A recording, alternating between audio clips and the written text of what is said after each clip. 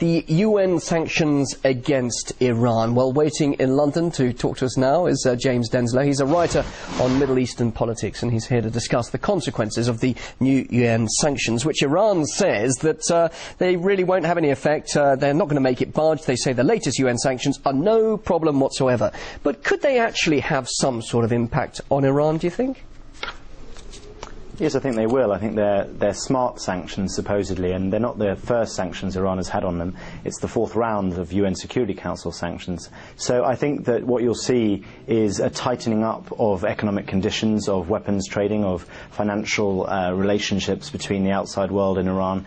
And what will be really interesting, what the key test, I think, to these sanctions, is the effect it will have upon the Republican Guard, which is the sort of the elite Praetorian stroke military-industrial complex that control so much of the economy. But some are saying these sanctions really won't go far enough. You've really got to hit the economy even further and, in fact, even hit the people. And you mentioned that interesting phrase, smart sanctions. Russia wanted these so-called smart sanctions to ensure that the Iranian people don't actually suffer. But to pursue that sort of policy where those sanctions don't have that sort of impact, would they really have any effect, do you think? Is it realistic that they could, in fact, have an impact on the government, even if it has no impact on the people?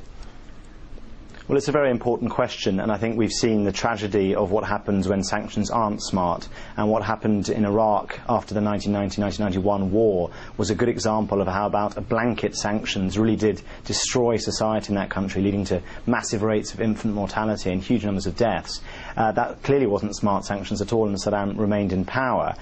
Smart sanctions, I think the Russians have been very clear on this, have to target those who are responsible for the intransigence around the nuclear program. It's a very specific issue, this. It's not punishing Iran for the very sake of it. Iran has clearly not delivered enough evidence that it is complying with the NPT to the UN Security Council, and the Americans' great diplomatic kind of achievement of the Obama administration has been to bring the Russians and Chinese on board into this process. But of course they're both right to say they don't want sanctions to affect the normal Iranian on the street, but rather they're rather repressive government. Where America did fail, of course, is Turkey and Brazil. Those are the two countries that the only two countries that voted against the new sanctions. But looking at their position, could there perhaps not have been a solution where they, Turkey and Brazil, could have brokered a deal with Tehran without anything to do with the UN sanctions and UN role in all of this? Well, there could have been, but there wasn't, and I think that's more of a reflection of the fact that the Iranians were sort of seen to be playing a game with the international community led by the US, and that they weren't complying at the right time and were trying to do things in their own way to get out of something, essentially.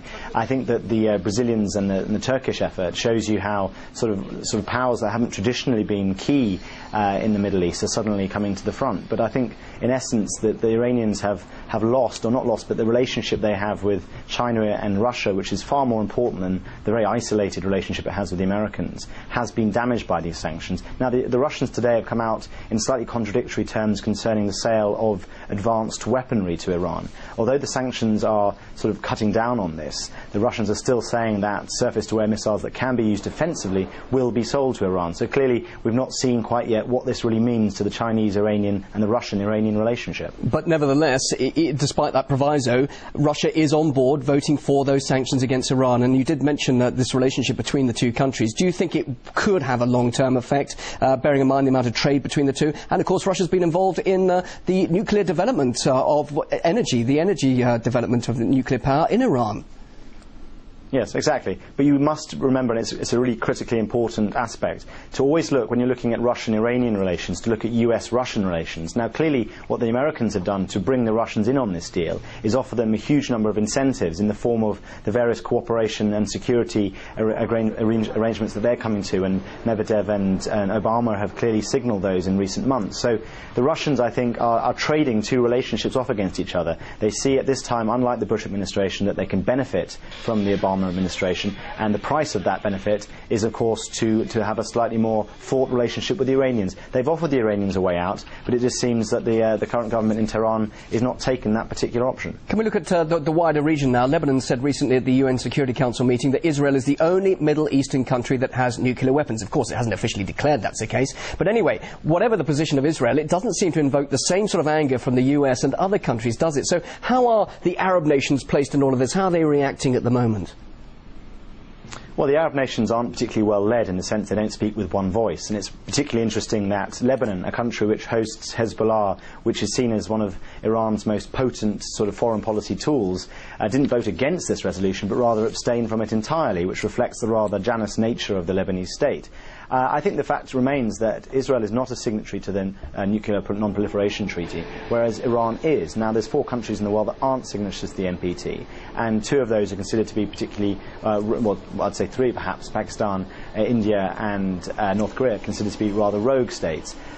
Iran has to realise the benefits of whether it stays in the NPT or leaves it, and clearly that's a threat that it has been talking about since these sanctions were voted for by the UN. Just finally, James, elements of this are very reminiscent, of course, of what happened in Iraq. Do you think things could go a lot deeper now and the row could perhaps escalate into a military one? It is something that people do speculate on now. Yes, well, there's always been that potential, and there's been a steady build-up of the military presence in the Gulf and options on the table vis-à-vis Iran. So, unfortunately, I think the difference, or the difficulty for people sitting at home, is to realise that with the Iraq war, things moved very, very quickly, and suddenly we were at war without much to say. Whereas I think with the process vis-à-vis Iran is a much slower build-up. Things are moving through institutions and happening in a far slower nature, and we could find ourselves essentially sleepwalking into a conflict, and that's something we should all be very wary of. James Denslow, fascinating to hear what you have to say. Thanks so much for joining us live in London, a writer on Middle East politics. Thanks for giving your thoughts here on RT.